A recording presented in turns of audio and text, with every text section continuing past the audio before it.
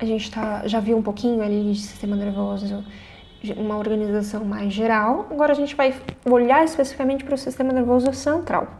Lembrando que quando eu estou falando do sistema nervoso central, eu estou falando de toda a parte que está dentro do meu crânio.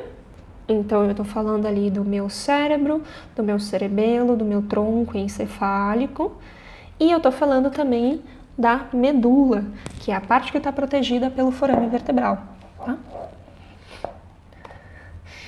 Eu gosto dessa imagem só para deixar claro algumas diferenças que a gente encontra às vezes na literatura. Por conta do processo de embrionário de desenvolvimento do sistema nervoso, dependendo de alguns livros que você for olhar, às vezes vai estar falando de romboencéfalo. Meu Deus, eu nunca vi romboencéfalo. Calma. Então, romboencéfalo é a partezinha do tronco encefálico que vai se subdividir em metencéfalo e miencéfalo, dependendo da parte de semana do desenvolvimento que a gente olhar, né? Às vezes vai olhar diencéfalo, ai meu Deus, nunca vi diencéfalo. Calma, você já viu, é tálamo, hipotálamo.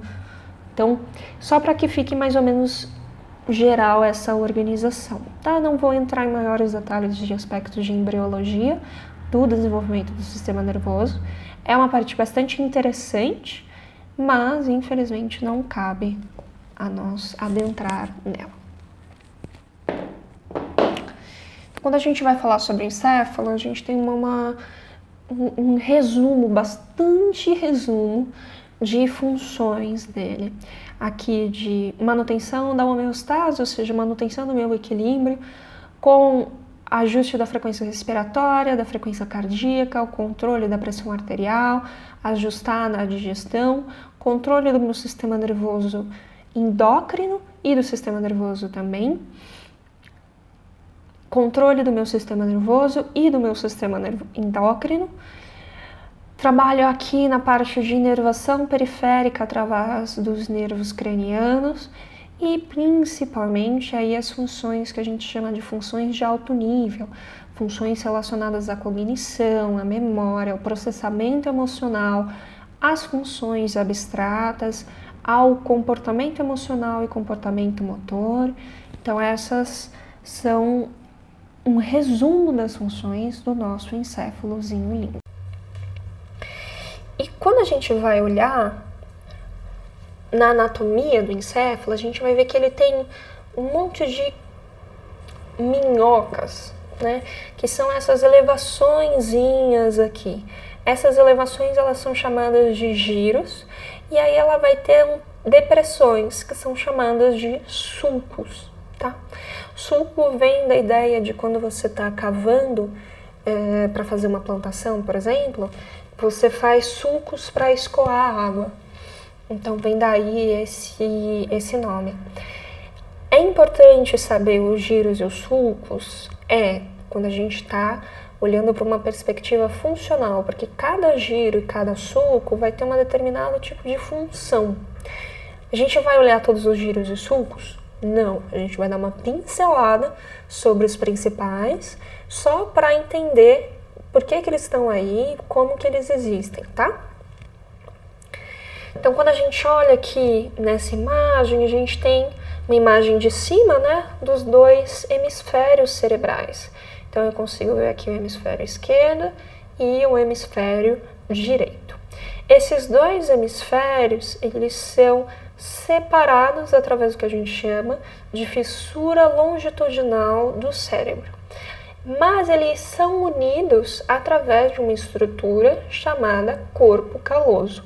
O corpo caloso, então, é o que une o meu hemisfério direito ao meu hemisfério esquerdo. O corpo caloso ele é basicamente substância branca, que é conjuntos de fibras de axônios que está transmitindo informação de um lado para outro. Então aqui a gente consegue ver um pouquinho de substância cinzenta e bastante substância branca, por exemplo. Aqui a gente tem um córtex sagital, a visão um pouquinho do corpo caloso. Ele tem uma estruturazinha mais ou menos como se fosse um C mais alongado, e é ele então que está ligando um hemisfério ao outro. Quando eu vou olhar para o meu encéfalo, essa é uma visão mais lateral, né? Eu tenho uma divisãozinha entre o que a gente denomina de lobos. Lobo frontal, lobo parietal, aqui em verde o lobo temporal e aqui em amarelinho o lobo occipital. Eu tenho ainda um quinto lobo, que é o lobo da ínsula, que a gente não consegue visualizar aqui, tá? Então, por exemplo, o lobo frontal, que é toda essa partezinha maior, ele está relacionado a algumas funções, como planejamento, tomada de decisão, que são algumas funções denominadas funções cognitivas superiores, ou seja, a nossa capacidade de pensar a longo prazo e de prever as consequências das nossas ações, por exemplo, são todas aqui nessa regiãozinha do lobo frontal, tá? Mas também o início do movimento acontece a partir daqui, por conta dessa estruturazinha aqui, que é o giro pós-central, que está relacionado às funções motoras. O lobo parietal, que é esse azulzinho aqui, ó, ele, por sua vez, está mais relacionado ao processamento das informações sensoriais, está relacionado a essa percepção consciente, então, perceber conscientemente o que eu estou sentindo, o que o meu corpo está sentindo nesse momento, também com percepção da fala e percepção espacial. E aí, de novo, eu tenho, por exemplo, aqui o sulco central, que divide o lobo frontal e o lobo parietal, e o sulco lateral, que está dividindo aqui o lobo parietal do lobo temporal, tá? O lobo occipital, ele está aqui mais relacionado a uma função com o córtex visual, ou seja, com o processamento das minhas informações visuais que eu recebo, enquanto o lobo temporal, ele está mais relacionado a um pouquinho ali informação de olfato, reconhecimento dos objetos, das palavras, compreensão da linguagem também, tá? E o lobo da ínsula, que está um pouquinho mais interno, ele está mais relacionado a essa sensibilidade das vísceras e uma sensibilidade também do paladar. Para eu conseguir acessar o lobo da ínsula, eu tenho que retirar um pouquinho do tecido ou afastar o lobo frontal, o lobo parietal e um pouquinho do lobo temporal para conseguir visualizar, tá? Então, aqui a gente consegue ver uma estruturazinha de um giro, um sulco, que é essa depressãozinha, tá? A gente tem então aqui, ó, o sulco central, giro pré-central, giro pós-central. A gente tem o sulco lateral, que é um sulco bastante importante, mas não vamos nos ater tanto aos detalhes da anatomia dos sulcos e giros. Aqui nessa outra imagem a gente consegue visualizar o lobo frontal, o lobo parietal, occipital, temporal. Aqui um pedacinho do cerebelo e da região de tronco encefálico. Aqui a área sensitiva, a área motora, algumas áreas motoras que controlam a fala especificamente, áreas de integração, áreas que interpretam a informação. E é bastante interessante porque cada regiãozinha ela é responsável por uma função. De maneira geral, esses estudos foram feitos a partir de pessoas que sofreram algum tipo de acidente de trabalho e aí, por conta da lesão do acidente de trabalho, não conseguia entender a fala, por exemplo, ou não conseguia compreender os objetos que a pessoa visualizava, ou não conseguia mexer os dedos, mas conseguia mexer a mão. E aí foi se criando um mapa de todas as regiões cerebrais. Depois, alguns estudos com outros primatas foi lesionando essas áreas e verificando se essas áreas de fato correspondiam àquele mapa inicial de lesões. Então é bastante interessante como foi se desenhando que cada regiãozinha, cada giro, cada sulco tem um determinado conjunto de funções que ele apresenta. E se por acaso eu lesionar, eu vou ter um déficit dessas funções. Aqui a gente consegue visualizar um encéfalo mais próximo, né, da preservação, a peça mais preservada. Então aqui o lobo frontal, o lobo temporal, lobo parietal, lobo occipital. Aqui a gente consegue visualizar um pouquinho do sulco central, o cerebelo, um pedacinho aqui do tronco encefálico. Então, um resuminho aqui: lobo frontal, movimento voluntário, planejamento do movimento, produção da fala também, as funções cognitivas superiores, né? E resposta emocional ali, porque tem uma área de associação do sistema límbico que está localizado no lobo frontal.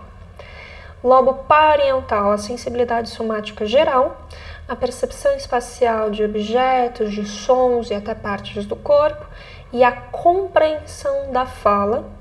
Lobo occipital, mais relacionados a funções da visão. O lobo temporal, mais relacionado à audição, ao olfato, à identificação dos objetos e à resposta emocional, à memória também, porque tem algumas áreas de associação límbica ali. E o lobo da ínsula, relacionado ali à informação sensorial mais gustativa, né? Ou seja, o paladar. Aqui de novo a gente tem um corte sagital, aqui em um exame que a gente consegue identificar. Olha aqui o corpo caloso, coisinha linda, cerebelo, ponte, bulbo, medulinha descendo, aqui ó, corpo caloso, ponte, bulbo, cerebelo, né? A gente consegue fazer essas comparações.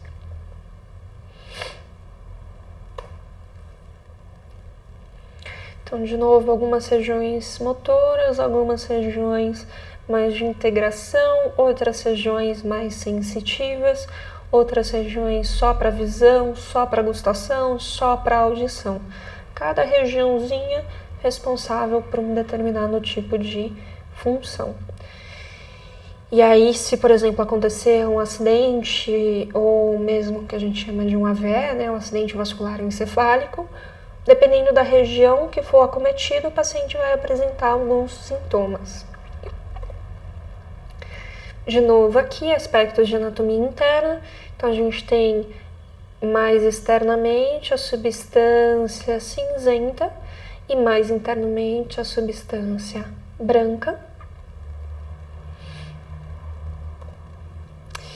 E na substância branca, a gente tem fibras que estão ali com 3 funções principais, né? Então, a gente tem fibras de associação. Na imagem aqui, por exemplo, a gente consegue visualizar. Ela está pegando a informação de um hemisfério e levando para outra região. Então, do lobo frontal, por exemplo, estou levando lá para o lobo parietal. Mas eu estou no mesmo hemisfério. Eu tenho fibras que vão conectar um hemisfério ao outro, que são chamadas de fibras comissurais. Então, por exemplo, o corpo caloso é uma estrutura que tem essa função de fibra comensural, de ligar um hemisfério ao outro. E eu tenho ainda fibras de projeção, que são tratos, ou seja, são conjuntos de fibras que estão ou subindo ou descendo lá pela medula. Se a gente olha aqui, ó, essas fibras de projeção estão passando aqui por essa regiãozinha e estão descendo lá para a minha medula também, tá? Uma regiãozinha importante é essa que a gente chama de decussação das pirâmides. Por quê? Tá vendo que está invertendo?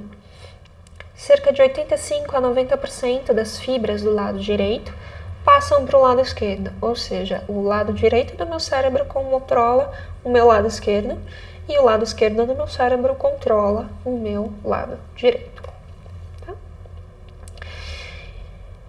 Mas internamente, então a gente já viu que a substância cinzenta está lá em toda a região cortical aqui.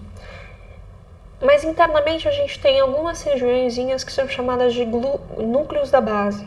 Os núcleos da base, eles são grupamentos de substância cinzenta localizados dentro da substância branca. Faz sentido? Então são corpos celulares, né? São somas, são corpos de neurônios localizados onde teoricamente era só para ter substância branca. Esses núcleos da base, A gente consegue visualizar aqui, né, o claustro, o putamen, um pouquinho aqui do globo pálido. Eles têm aí a função de ajudar na coordenação motora dos movimentos, né?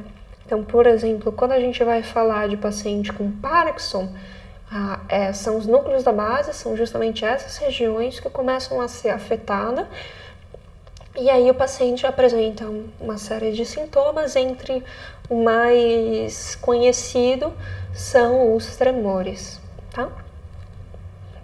A gente tem ali na região do centro branco medular, que são essas fibras de conexão, região do córtex, que está ali formando as funções abstratas, mas também que está comandando as respostas e a integração das informações.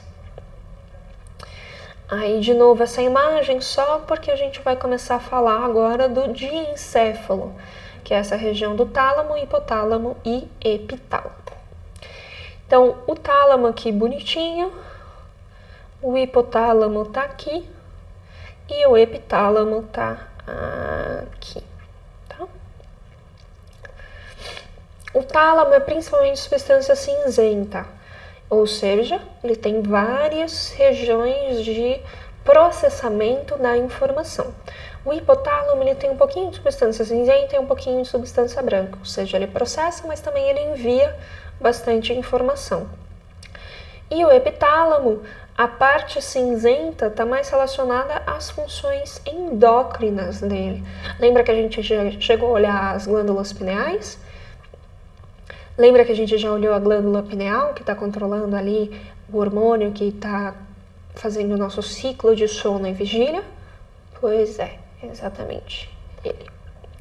Então aqui, ó, a gente olha a pinealzinha aqui, que está relacionado ao sistema endócrino, mais o tálamo, região do hipotálamo. O tálamo, ele tem a função basicamente de pegar toda a informação sensorial, filtrar e distribuir. Então é basicamente ele que decide se vai se tornar consciente ou não quando você escuta alguma coisa. Então, por exemplo, acabou de passar um carro aqui na rua. E aí dá para ouvir esse carro. Não é que eu não estou ouvindo, quer dizer que eu não estou consciente que eu estou ouvindo esse carro. E aí quando eu falo do carro, você vai buscar o som. E aí o tálamo fala, ok, então essa informação é importante, eu vou deixar subir. Quando ele deixa a informação subir para a região cortical, aí eu torno essa informação consciente.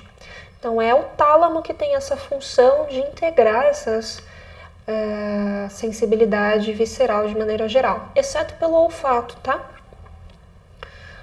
O hipotálamo, ele tem ali uma função bastante importante de controlar as vísceras, ou seja, ele vai regular a ingestão de água, vai regular a ingestão de alimento, vai regular a minha ida ao banheiro, ou seja, diurese, vai controlar o meu ritmo de sono e vigília também, vai controlar o sistema endócrino, vai ajudar na regulação da temperatura, vai ajudar na regulação do comportamento emocional e vai controlar ali o ciclo circadiano junto com o sistema SARA.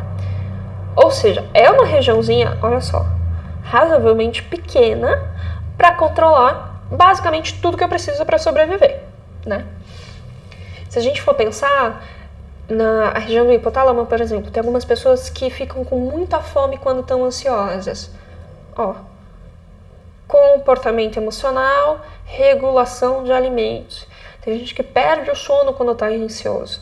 Regulação do comportamento emocional, ritmo circadiano. É tudo essa função que fica aí afetado, tá? Justamente esse cara hipotálamo que controla basicamente nosso sistema nervoso autônomo como um todo. E a região do epitálamo, ali relacionado ao sistema endócrino, né, que está a produção da melatonina pela glândula pineal, mas também ajudando no controle da emoção, fazendo parte do sistema límbico, que é a parte de processamento de emoção. A emoção ela não é processada em uma só região, ela é processada em várias regiões. Então, a gente chama essas diferentes regiões de sistema límbico. Também não vamos entrar em maiores detalhes sobre ela. Os ventrículos, eles são essa estruturazinha aqui que parece meio um alienígena. E quando a gente olha um corte, ele parece essa região meio vazia aqui, ó, né? A gente tem 4 ventrículos, direito, esquerdo, o terceiro ventrículo que vai formar a venta, e aí o quarto ventrículo que está descendo aqui e vai ali para a parte central da medula, formando uma partezinha ali dentro do H medular, tá? O ventrículo é por onde está passando o líquor. O líquor é um tipo de líquido muito semelhante ao plasma, que é produzido por essas células ependimárias que estão ali formando a parede do ventrículo e que tem a função de ajudar a distribuir as forças, manter o meu encéfalo como se eu estivesse meio que flutuando dentro de uma camadinha, então isso faz com que ele consiga distribuir a força de impacto mais rápido, por exemplo, para garantir que meu sistema nervoso não seja lesionado em uma pancada de cabeça. E também tem a função de ajudar a limpar alguns metabólitos, então ajudar a tirar esses metabólitos mais rápido. Lembra que eu comentei que o sistema nervoso ele precisa de muita energia para estar funcionando? Pois bem, quando a gente tem uma taxa metabólica muito alta, a gente tem também muito resíduo, e esse resíduo, se ele fica ali armazenado, ele fica tóxico. Então ele precisa ser retirado do meu sistema nervoso, direcionado lá para o meu rim, por exemplo, para ser excretado, para garantir que ele possa funcionar de maneira adequada. Ó o cerebelo, coisinha linda, né? Se a gente olhar o cerebelo, ele está aqui embaixo do encéfalo e atrás do tronco encefálico. O cerebelo, quando a gente olha assim, ele também tem 2 hemisférios e ele também tem substância cinzenta e substância branca. Então, o cerebelo ele tem uma função aí de ajudar no equilíbrio da musculatura, então ajudar a dizer exatamente o quanto determinada musculatura tem que contrair. Ele tem uma função para ajudar a manter a postura do corpo e tem uma função também que ajuda no início rápido desses movimentos. Então o cerebelo está muito relacionado à coordenação da ativação muscular em si, tá? O tronco encefálico é essa regiãozinha que a gente já foi dando uma olhada. Ele é dividido em 3 partes. Então, a parte do mesencéfalo, a parte da ponte e a parte do bulbo, aqui em vermelhinho. Aqui uma vista mais de frente, que aí sim parece um alienígena, né? Então, a gente consegue visualizar algumas diferentes regiões do tronco encefálico. Não vou entrar em maiores detalhes na anatomia deles, tá? O que é importante a gente entender? No tronco, a gente tem alguns núcleos, ou seja, corpos de células, grupamentos de corpos de células, né, de neurônios. A gente tem alguns tratos e fascículos, ou seja, substância branca que está levando informação e trazendo a informação. E a gente tem alguma regiãozinha que é chamada de formação reticular, que está relacionado aí a essa função do ciclo de sono e vigília, enfim. Quando a gente faz um corte aqui, a gente consegue visualizar aquela substância branca aqui, ó, formando as fibras aqui.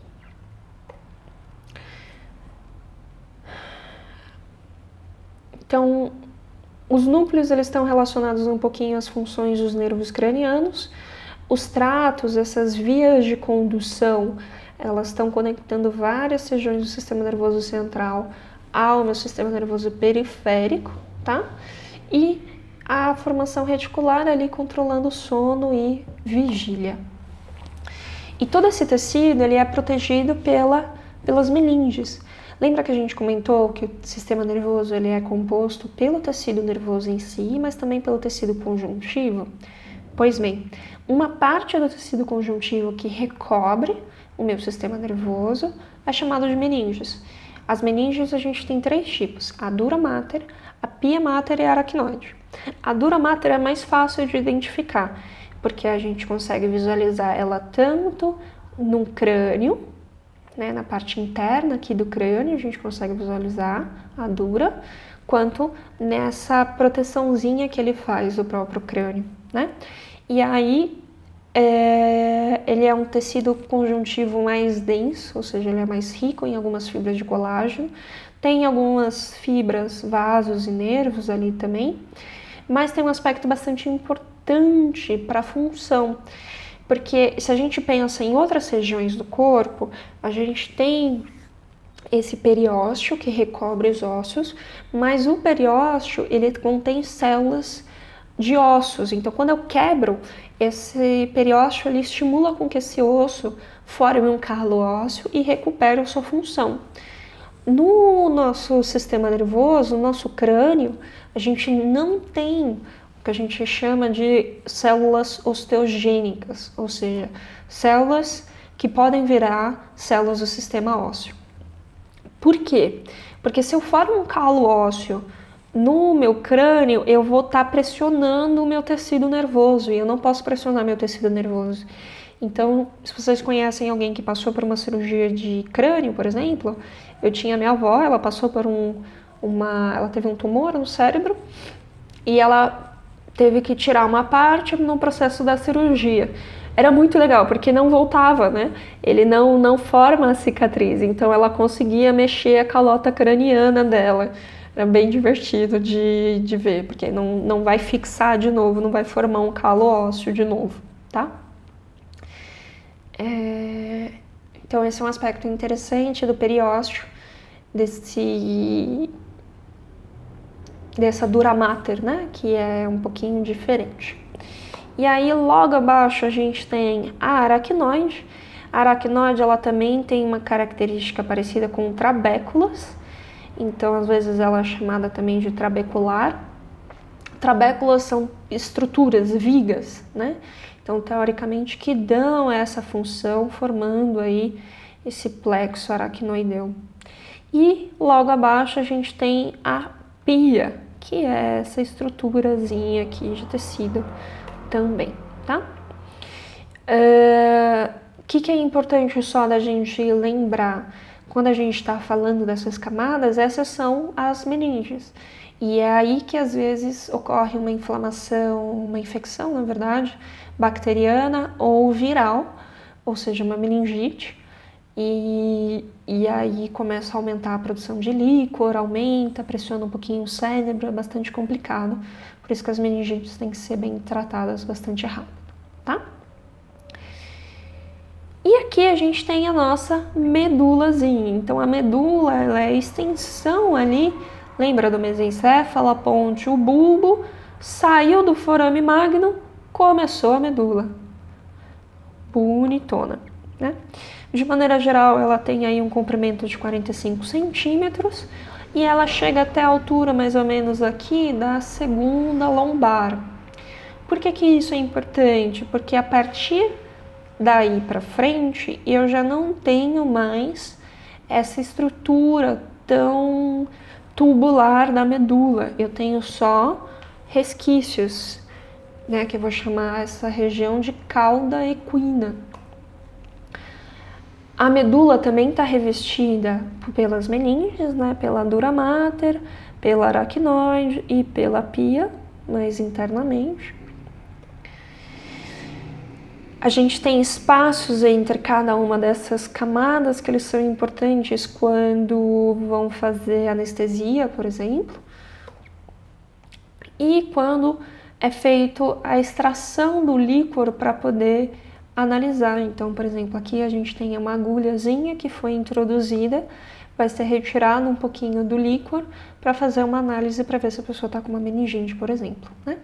O líquor, ele tem uma característica muito semelhante ao plasma, tá? Ele é produzido lá em cima, nos ventrículos, e essa função aí de proteção mecânica do sistema nervoso, permitindo que seja formado como se fosse um coxim, e também ajudar na transmissão, no recolhimento de resíduos do metabolismo celular e também ajudar no diagnóstico clínico de algumas determinadas patologias, por exemplo, tá?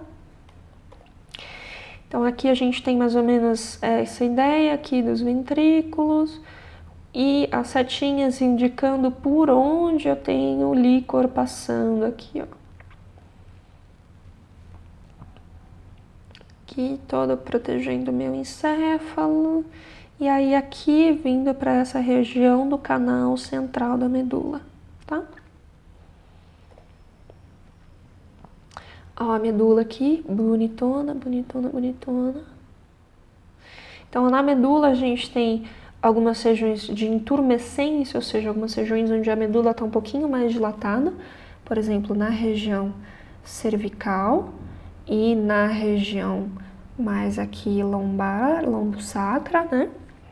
E a gente tem esse pedaço final da medula, onde eu tenho o canal medular e eu formo essa cauda equina, né?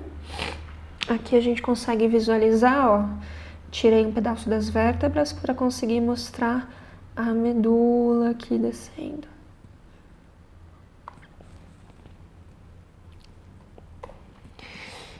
A medula, na parte interna, a gente já comentou um pouquinho sobre isso, que ela tem a substância cinzenta, e na parte mais externa, substância branca, tá? Na parte da medula, é bastante importante entender a anatomia, principalmente quando eu vou pensar em reabilitação. Por quê? Porque cada altura está relacionada a um determinado tipo de movimento, e cada região também, né? Então, região mais posterior, região mais anterior, eu tenho informação mais sensitiva, informação mais motora passando, e isso vai afetar, consequentemente, a transmissão de informação aí. Mas é um aspecto mais clínico relevante para quando você vai atender paciente lesado medular, etc. Ó, aqui esse canalzinho central por onde está passando o líquor também, tá? A medula, então, ela tem essa função principal de condução de sinais da periferia para o meu encéfalo e do meu encéfalo para a minha periferia. Ela vai ter umas funções de ajudar no movimento da marcha, ajudar a manutenção do equilíbrio e da postura, e ela também tem uma função aí reflexa de sustentar o corpo contra a gravidade e também de controlar alguns vasos sanguíneos. Então, por exemplo, vasodilatação, vasoconstrição de vasos, de maneira reflexa, tá? Então, teoricamente, você levanta e fica meio tonto porque não tem sangue subindo, e aí a sua medula, às vezes, ela dilata um pouquinho mais para diminuir essa sensação de tontura. Aqui a gente tem um resumo das funções, das diferentes regiões que a gente visualizou, né? Então, a região do bulbo, a ponte, o mesencéfalo, a formação reticular, o cerebelo, aqui o tálamo e hipotálamo e a substância cinzenta de maneira geral, tá? Vamos parar por aqui antes de continuar com a parte de sistema nervoso periférico.